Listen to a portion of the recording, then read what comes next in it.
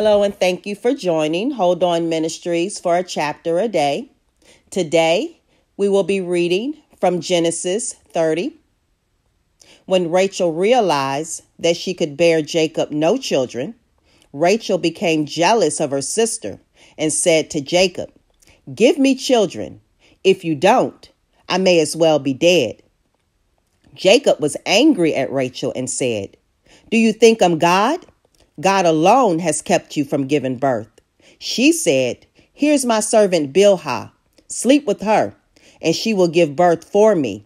Because of her, I will also have children."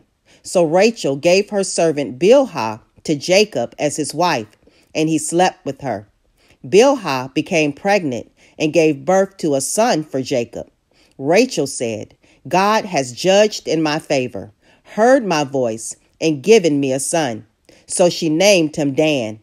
Rachel's servant Bilhah became pregnant again and gave birth to a second son for Jacob. Rachel said, "I've competed fiercely with my sister, and now I've won." So she named him Naphtali. When Leah realized that she had stopped bearing children, she took her servant Zilpah and gave her to Jacob as his wife.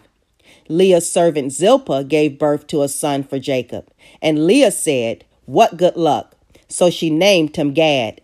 Leah's servant Zilpah gave birth to a second son for Jacob, and Leah said, "I'm happy now because women can call me happy." So she named him Asher.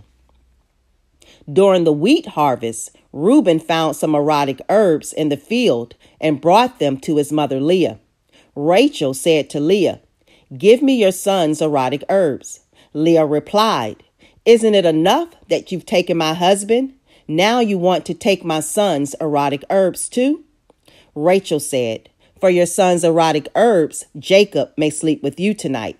When Jacob came back from the field in the evening, Leah went out to meet him and said, "You must sleep with me because I've paid for you with my son's erotic herbs." So he slept with her that night.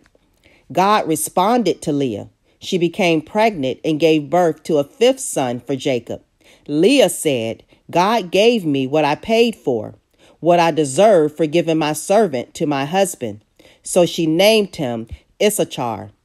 Leah became pregnant again and gave birth to a sixth son for Jacob. And she said, "God has given me a wonderful gift. Now my husband will honor me since I've borne him 6 sons. So she named him Zebulun.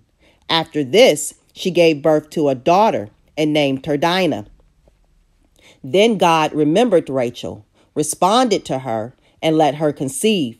She became pregnant and gave birth to a son and said, "God has taken away my shame." She named him Joseph, saying to herself, "May the Lord give me another son." After Rachel gave birth to Joseph, Jacob said to Laban, "Send me off so that I can go to my own place and my own country. Give me my wives and children whom I've worked for, and I will go. You know the work I've done for you." Laban said to him, "Do me this favor. I've discovered by a divine sign that the Lord has blessed me because of you. So name your price and I will pay it." Jacob said to him, "You know how I've worked for you and how well your livestock have done with me. While in my care, what little you had has multiplied a great deal. The Lord blessed you wherever I took your livestock. Now, when will I be able to work for my own household too?" Laban said, "What will I pay you?" Jacob said, "Don't pay me anything. If you will do this for me, I will take care of your flock again and keep a portion. I will go through the entire flock today, taking out all of the speckled and spotted sheep, all of the black male lambs, and all of the spotted and speckled female goats. That will be my price. I will be completely honest with you. When you come to check on your agreement, every female goat with me that isn't speckled or spotted, and every male lamb with me that isn't black will be considered stolen." Laban said, "All right, let's do it." However, on that very day, Laban took out the striped and spotted male goats, and all of the speckled and spotted female goats, any with some white in it, and all of the black male lambs, and gave them to his sons.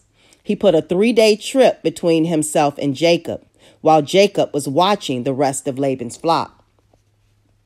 Then Jacob took new branches from poplar, almond, and plane trees, and he peeled white stripes on them, exposing the branches white color.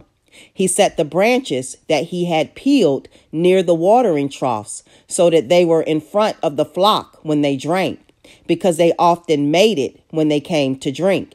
When the flock mated in front of the branches, they gave birth to striped, speckled, and spotted young. Jacob sorted out the lambs, turning the flock to face the striped and black ones in Laban's flock, but keeping his flock separate, setting them apart from Laban's flock. Whenever the strongest of the flock mated, Jacob put the branches in front of them near the watering troughs, so that they mated near the branches. But he didn't put branches up for the weakest of the flock. So the weakest became Laban's, and the strongest Jacob's. The man Jacob became very, very rich. He owned large flocks, female and male servants, camels, and donkeys.